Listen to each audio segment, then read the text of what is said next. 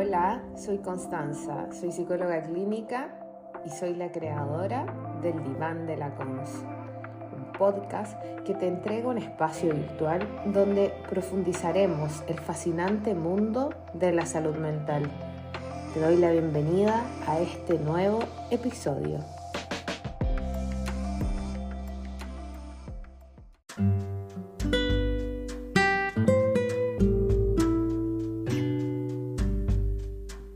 Nada duele tanto como perder algo que amamos. ¿Será por eso que las personas dicen estamos de duelo cuando pierden algo o alguien que aman? Y sí, el duelo duele, y a veces pareciera que ese dolor ocupa todo nuestro cuerpo, toda nuestra casa, todo nuestro espacio. Duele mucho más fuerte que cualquier golpe o quemadura. Y te preguntas, ¿alguna vez va a doler menos? Para aquello es necesario tiempo. Y como otros dolores o heridas, hay cosas que podemos hacer para sentirnos un poco mejor. No hay un modo único ni correcto de transitar un duelo. Transitar es una palabra hermosa y muy importante. Yo me la imagino como un camino, o mejor dicho, como muchos caminos diferentes, caminos nuevos, caminos conocidos, que están ahí, esperando para que los recorramos. A veces sentimos que el camino es demasiado empinado y ni siquiera tenemos fuerzas para dar el primer paso. Otras veces el camino está lleno de obstáculos e incluso a veces descubrimos un refugio en medio del camino, un lugar para estar a solas.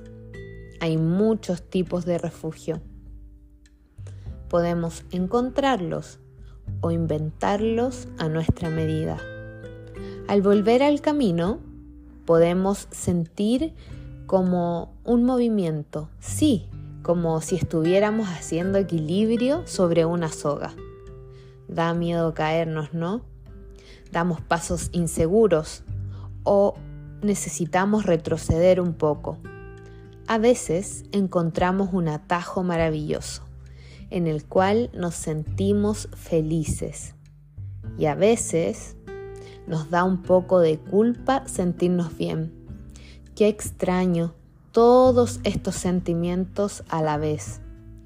Sentir tantas cosas juntas y mezcladas también es parte de transitar el duelo. Por eso, como en todo camino, hay momentos para detenerse y hacer las preguntas que necesitamos antes de continuar. Puede que algunas preguntas no tengan respuesta, es cierto, o que responderlas sea demasiado difícil, pero las preguntas siempre nos llevan a algún lugar.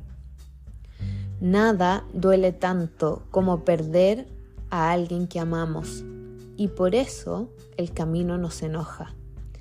Estas cosas pasan. El duelo, como cualquier camino, lleva tiempo. Y hay que buscar el modo de transitarlo armando un sendero propio, con palabras, con recuerdos, con preguntas, con sentimientos que cambian y se mezclan como si fuera un mapa que se transforma todo el tiempo. Melina Pogorelski y Rocío Alejandro.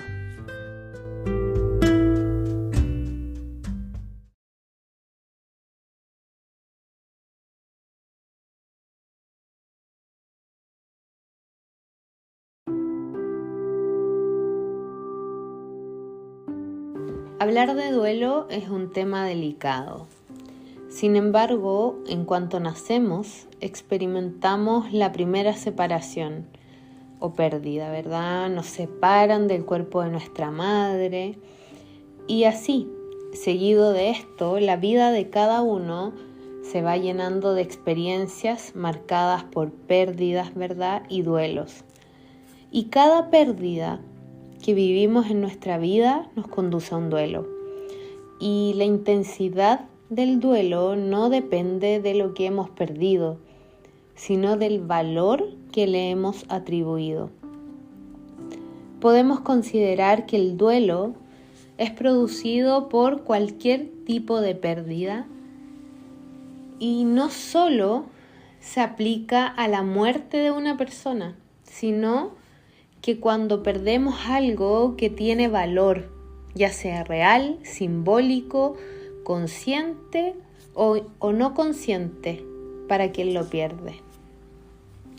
Entonces, cuando estamos hablando de duelos y pérdidas, es necesario hacer ciertas distinciones.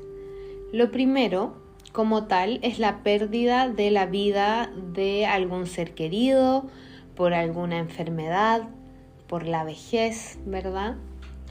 Pero también vivenciamos duelos cuando perdemos aspectos de nosotros mismos.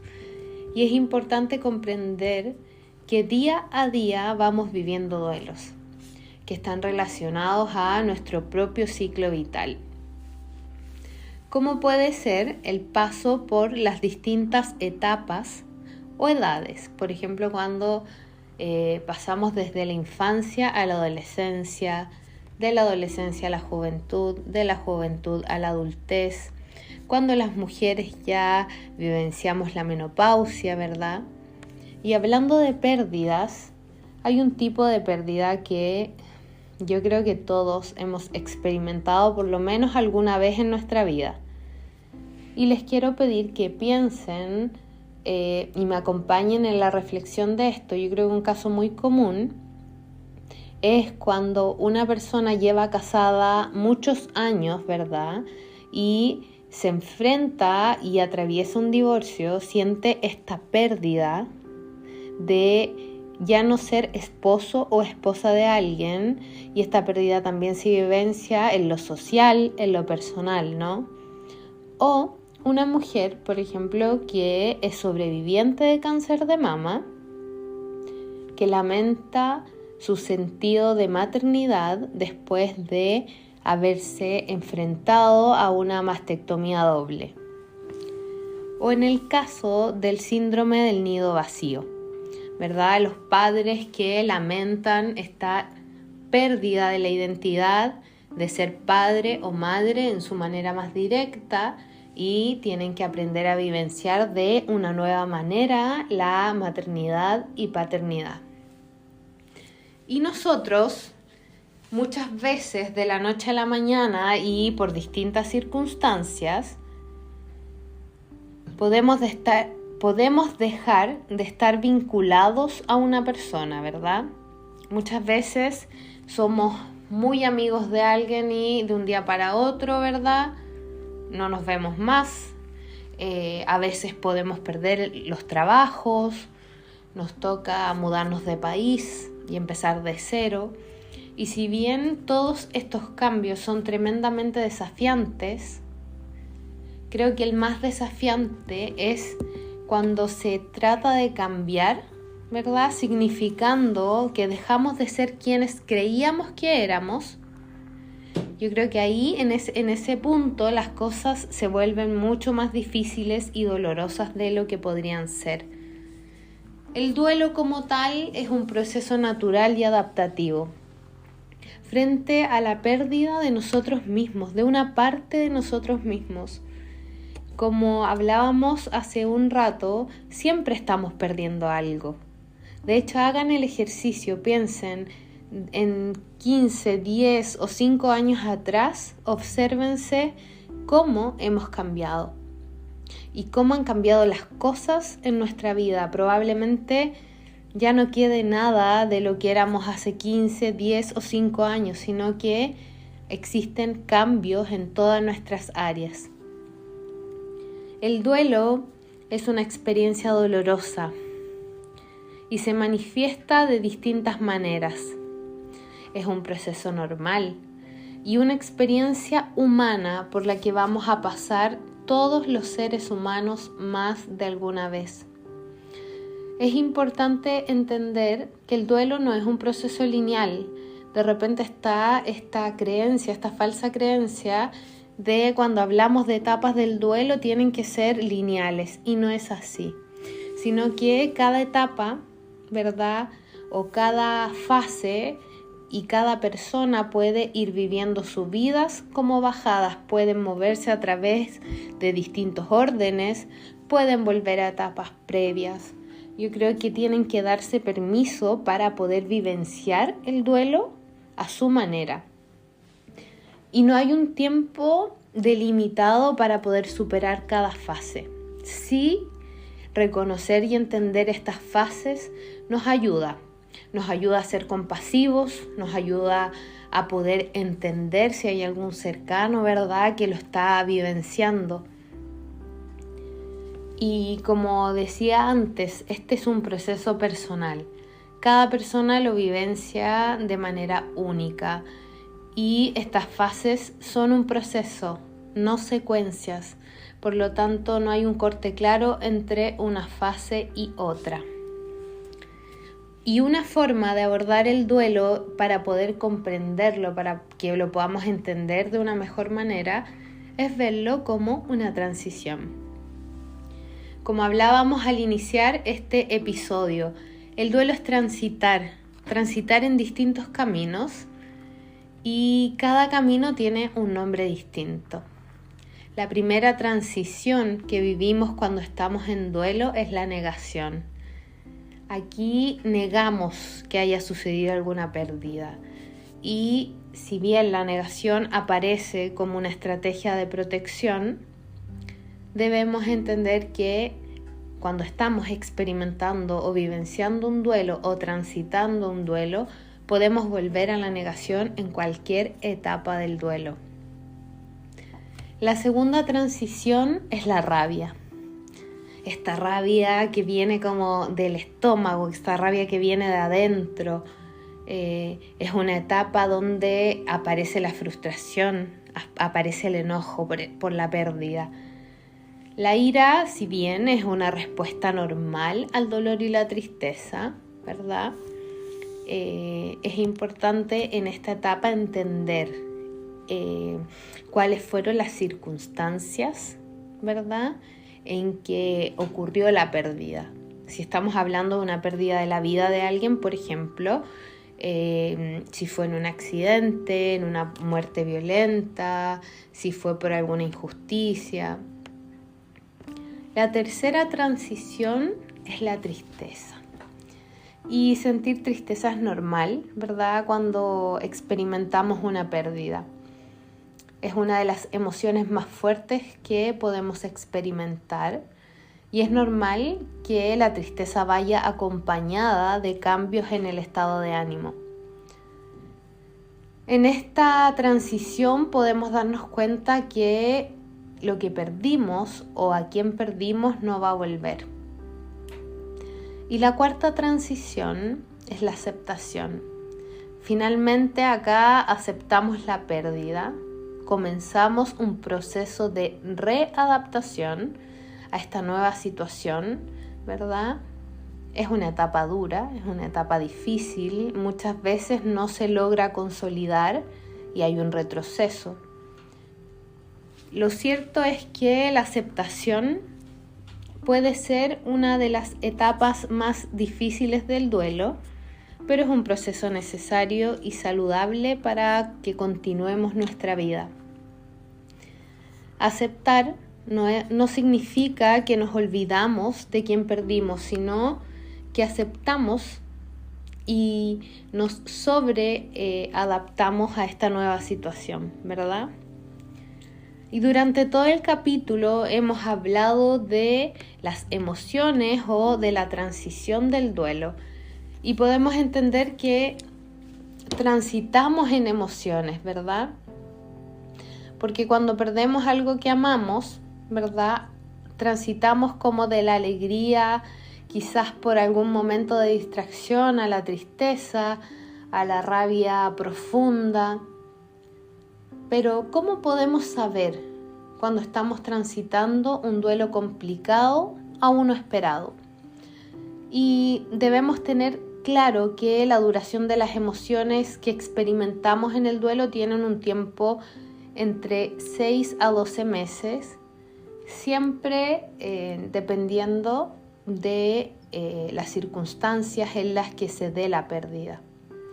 Y también la relación que nosotros tengamos con quienes perdimos, ¿verdad? Ya sea una persona o algo que considerábamos amado. Por lo que vuelvo a repetir que el proceso es diferente y único en cada uno de nosotros. Así como hay personas que han podido elaborar los duelos de manera adecuada, hay otras personas que no logramos elaborar el duelo de manera adecuada. Y cuando no logramos elaborar el duelo o cuando no logramos transitar de manera correcta, ¿verdad?, el duelo, esto va generando que nuestras emociones se agudicen, ¿verdad?, y que aparezcan las conductas mal adaptativas. Y estas conductas aparecen como impactos, ¿verdad?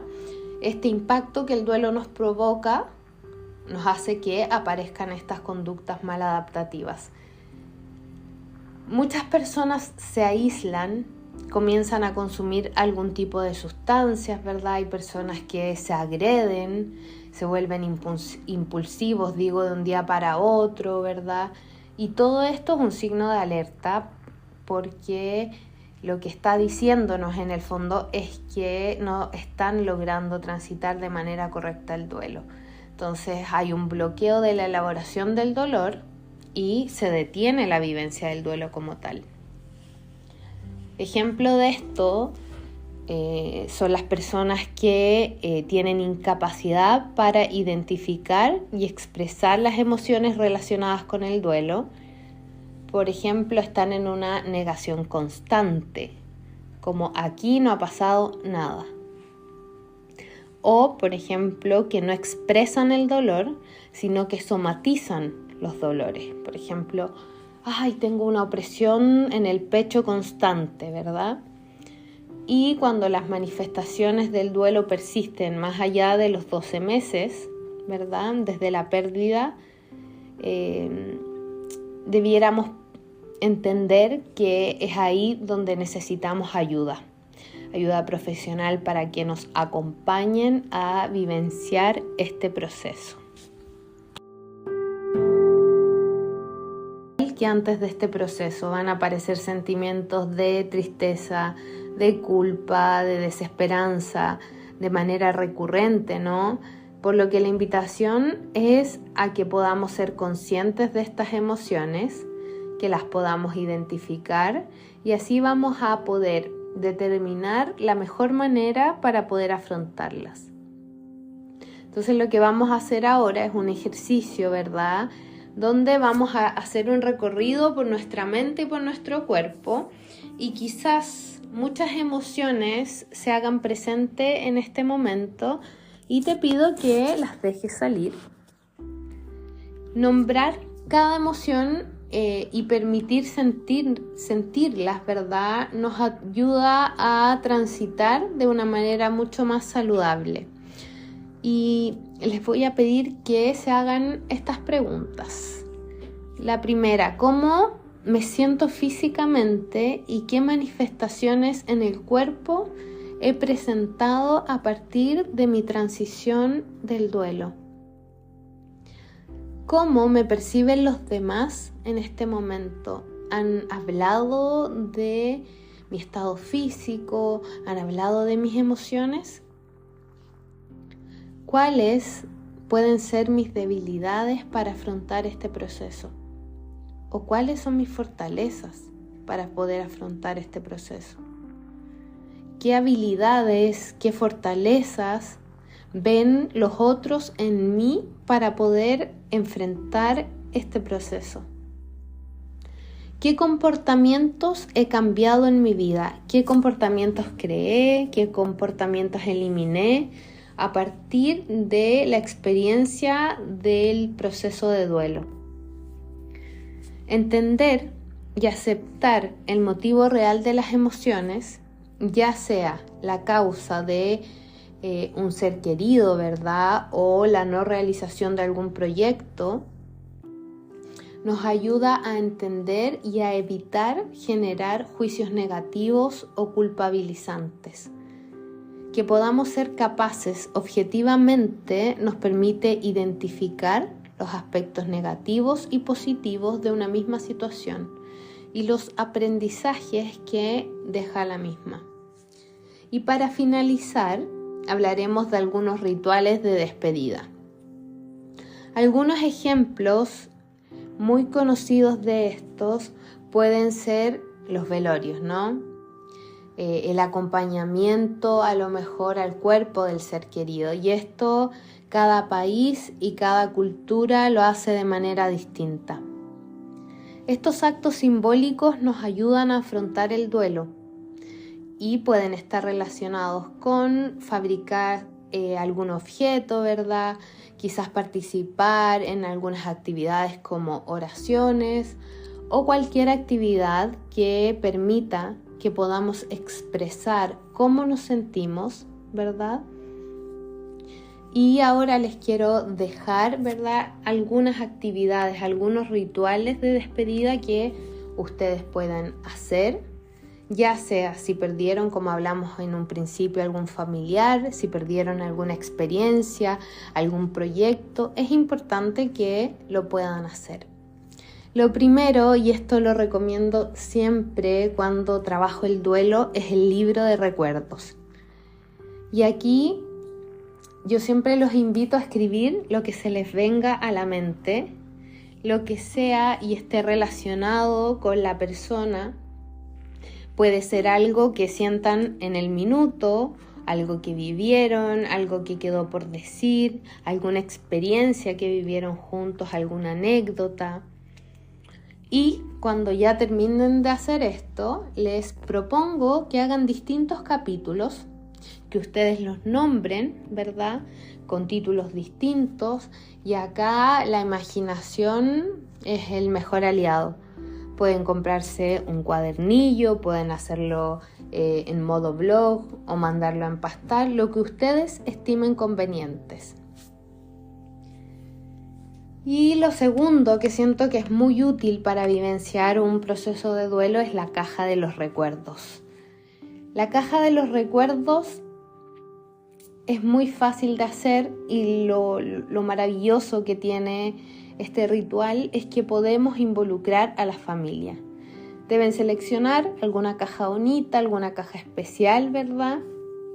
También deben seleccionar dónde van a guardarla y van a prepararla, van a arreglarla y van a poder dejar en esta caja todos los recuerdos de la persona que se perdió, cartas, objetos que sean importantes, música. Y si bien a medida que el duelo se va elaborando, se van necesitando menos los objetos externos para rememorar o sentir, puesto que vamos interiorizando el vínculo con el fallecido. ¿Ok? Y finalmente, durante el proceso del duelo, solemos ver el mundo con lentes negros, ¿no?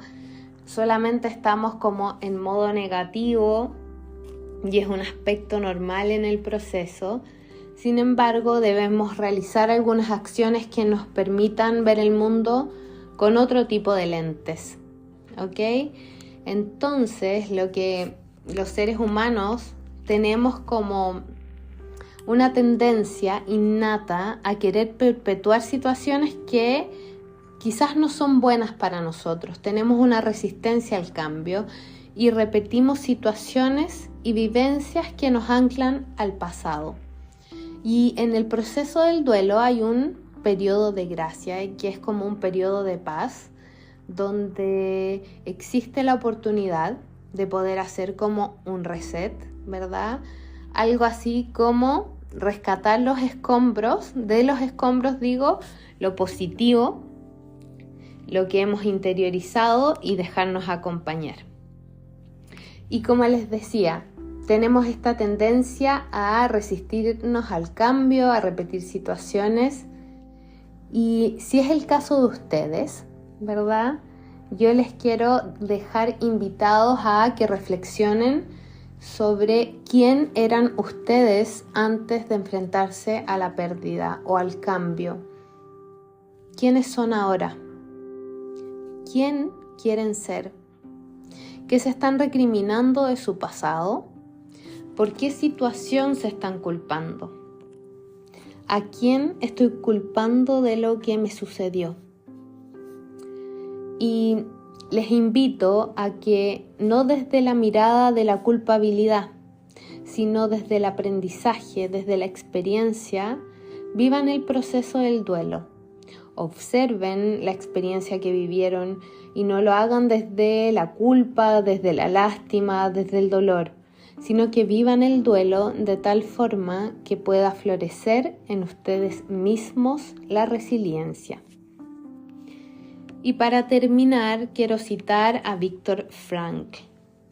A un hombre le pueden robar todo, menos una cosa, la última de las libertades del ser humano, la elección de su propia actitud ante cualquier tipo de circunstancias, la elección del propio camino.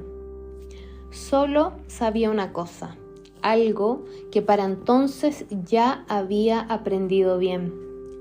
El amor trasciende la persona física del ser amado y encuentra su significado más profundo en su propio espíritu, en su yo íntimo.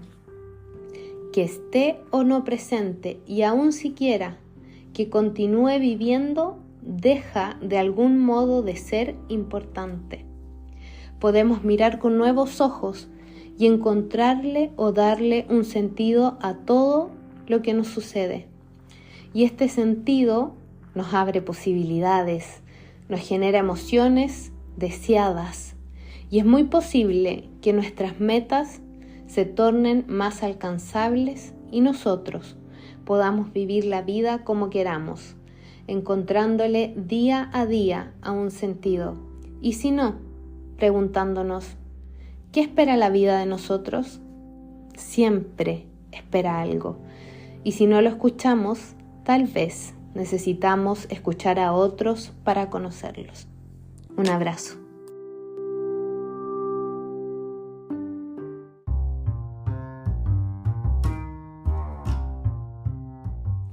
Si te gustó este podcast, dale like y suscríbete en Spotify y YouTube, El Diván de la Cons, y acompáñanos semana a semana a un nuevo episodio.